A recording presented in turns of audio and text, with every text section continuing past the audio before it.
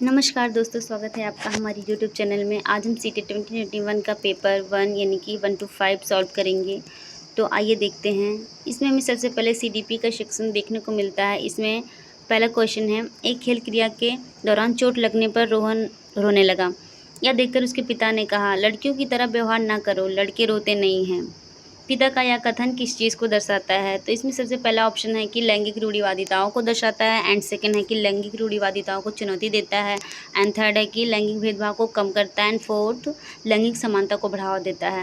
तो fourth option लैंगिक समानता को बढ़ावा देता है, ये बिल्कुल ही गलत हो जाएगा, क्योंकि यहाँ पे समानता को बढ़ावा नहीं दे रहा है, बल्कि दोनों लोगों में भेदभाव को दिखा रहा है। एंड थर्ड है कि भेदभाव को कम करता है, ये भी गलत हो जाएगा, क्योंकि भेदभाव को कम नहीं कर रहा है बल्कि और ही ज़्यादा बढ़ा रहा है कि लड़के नहीं रोते हैं, सिर्फ लड़कियां ही रोती हैं। लैंगिक रूढ़िवादिताओं को चुनौती देता है, ये भी जो है गलत हो जाएगा। इसमें से फर्स्ट ऑप्शन जो है लैंगिक रूढ़िवादिताओं को दर्शाता है, ये बिल्कुल ही सही ऑप्शन होगा, क्योंकि ये सारी चीज़ें जो है चली आ रही हैं हमारी रूढ़िवादिता, जो कि समाज में पहले से ही व्याप्त हैं, जैसे कि सिर्फ लड़कियां ही रोती हैं, लड़के नहीं रोते हैं। तो ये सारी चीज़ें हमें देखने को मिलती हैं। एंड सेकेंड क्वेश्चन है, एक प्रगतिशील कक्षा में, तो इसमें से आपको बताना है कि कौन सा सबसे ज़्यादा ही करेक्ट होगा। अध्यापक को अटल पाठ्यक्रम का पालन करना चाहिए, कि यानी कि मतलब अध्यापक जो है उसे अपने पाठ्यक्रम के अकॉर्डिंग, सिलेबस के अकॉर्डिंग ही पढ़ाना चाहिए बच्चों को सब सारी चीज़ें बतानी, या जैसे ही पाठ्यक्रम है उसी के अकॉर्डिंग ही बताना चाहिए, एक्स्ट्रा कुछ भी नहीं। एंड सेकेंड ऑप्शन है कि विद्यार्थियों में प्रतिस्पर्धा पर बल देना चाहिए, यानी कि कॉम्पिटिशन टाइप बच्चों के बीच करवाना चाहिए। तो ये भी सही लग रहा है, लेकिन हम और आगे पढ़ेंगे, इसमें से देखेंगे सबसे ज़्यादा सही आंसर कौन सा होगा। तो थर्ड है कि ज्ञान की संरचना के लिए प्रचुर मौके प्रदान करना चाहिए।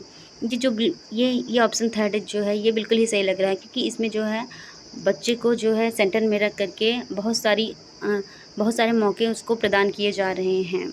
एंड फोर्थ है विद्यार्थियों को उनके अकादमिक अंकों के आधार पर नामांकित करना चाहिए। तो ये ऑप्शन भी गलत हो जाएगा, क्योंकि यहाँ पर जो है विद्यार्थियों के मार्क्स के अकॉर्डिंग ही उसका नामांकन या मूल्यांकन किया जा रहा है, तो ये गलत हो जाएगा। फर्स्ट ऑप्शन भी गलत हो जाएगा, एंड सेकंड भी। थर्ड ऑप्शन जो है वो बिल्कुल ही करेक्ट होगा, क्योंकि इसमें जो है बच्चे को सेंटर में रख के बात की जा रही है। हमेशा ही जहाँ पर बच्चे को सेंटर में रख के बात की जाए वो ऑप्शन हमेशा ही करेक्ट होता है। आगे बढ़ेंगे हम तीसरे प्रश्न की ओर। तो इसमें है कि एक गतिविधि के दौरान छात्र को संघर्ष करते देख एक अध्यापिका बच्चों को संकेत और इशारे, जैसे कि क्या, कैसे, क्यों प्रदान करने का फैसला लेती है। लेव वाइगोस्की के सिद्धांत के अनुसार अध्यापिका की यह योजना क्या है? इसमें फोर्थ ऑप्शन है। जैसे कि आप लोगों ने अगर वाइगोस्की को पढ़ा होगा तो आप लोगों को याद होगा कि ऐसे शब्दों के लिए लेव वाइगोस्की ने किस शब्द का यूज़ किया था या इसे क्या कहा था। तो पहला है कि बच्चों को अधिगम के लिए अनुप्रेरित या निष्प्रेरित करेगी।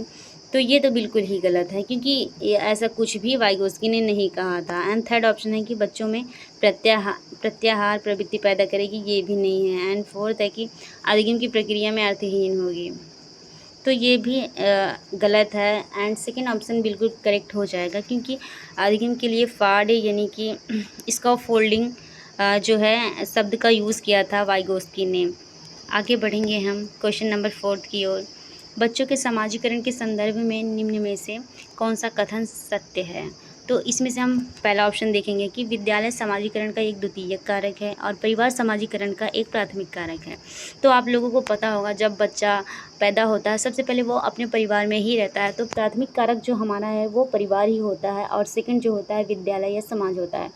तो इसमें से जिस ऑप्शन में भी विद्यालय जो है समाजीकरण का द्वितीयक कारक होगा वो गलत हो जाएगा, जिसमें परिवार जो है प्रथम कारक वो सही होगा। तो हमें जैसे कि दिख रहा होगा फर्स्ट ऑप्शन में ही हमें जो है विद्यालय समाजीकरण का द्वितीयक कारक दिख रहा है, तो ये ऑप्शन करेक्ट हो जाएगा, बाकी सारे ही गलत हो जाएंगे। आगे बढ़ेंगे हम। क्वेश्चन नंबर 5 है, बहुबुद्धि सिद्धांत जोर देता है।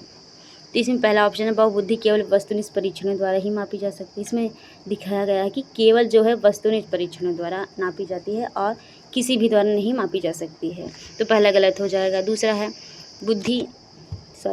एक आयाम में बुद्धिमत्ता अन्य सभी आयामों में बुद्धिमत्ता निर्धारित की जा सकती है, ये भी बिल्कुल गलत ही लग रहा है। एंड फोर्थ है कि बुद्धिमत्ता में कोई व्यक्तिगत विभिन्नताएं नहीं होती। ये तो बिल्कुल ही गलत है, क्योंकि व्यक्तिगत विभिन्नताएं व्यक्तियों में हमें देखने को मिलती हैं। सबकी बुद्धिमत्ता, आईक्यू लेवल, सारी चीज़ें अलग अलग होती हैं, क्योंकि प्रत्येक व्यक्ति एक व्यक्ति से अलग होता है। एंड थर्ड ऑप्शन जो है, बुद्धिमत्ता की विभिन्न दशाएँ होती हैं, ये बिल्कुल ही करेक्ट हो जाएगा। आगे बढ़ेंगे हम क्वेश्चन नंबर 6। लॉरेंस कोलबर्ग के सिद्धांत के अनुसार किसी कार्य को इसलिए करना क्योंकि दूसरे इसे स्वीकृत करते हैं नैतिक विकास के डैश चरण को दर्शाता है। तो आप लोगों ने अगर कोलबर्ग को पढ़ा होगा तो आप लोगों को अच्छे से याद होगा कि जो है कोलबर्ग ने जो है थ्री लेवल दिए थे, जिसमें कि 6 स्टेजेस थी, एक लेवल में 2 स्टेजेस। तो इसमें आप लोगों को याद करना पड़ेगा या अच्छे से, तो इसमें जो है सेकेंड ऑप्शन करेक्ट हो जाएगा। ये आप थियरी पढ़ेंगे तो आपको समझ में आएगा। एंड आगे क्वेश्चन नंबर 7 है कि लेव वाइगोस्की का सामाजिक सांस्कृतिक परिप्रेक्ष्य अधिगम प्रक्रिया में डैश के महत्व पर जोर देता है। तो वाइगोस्की ने ज़्यादातर समाज से संबंधित सामाजिक उपकरणों के या सांस्कृतिक इन सब चीज़ों के बारे में बात की थी। तो संतुलीकरण ये भी गलत, अभिप्रेरणा के बारे में नहीं बात की, गुणारोपण के भी बारे में नहीं बात की। तो फर्स्ट ऑप्शन जो है सांस्कृतिक उपकरण, ये बिल्कुल ही करेक्ट हो जाएगा।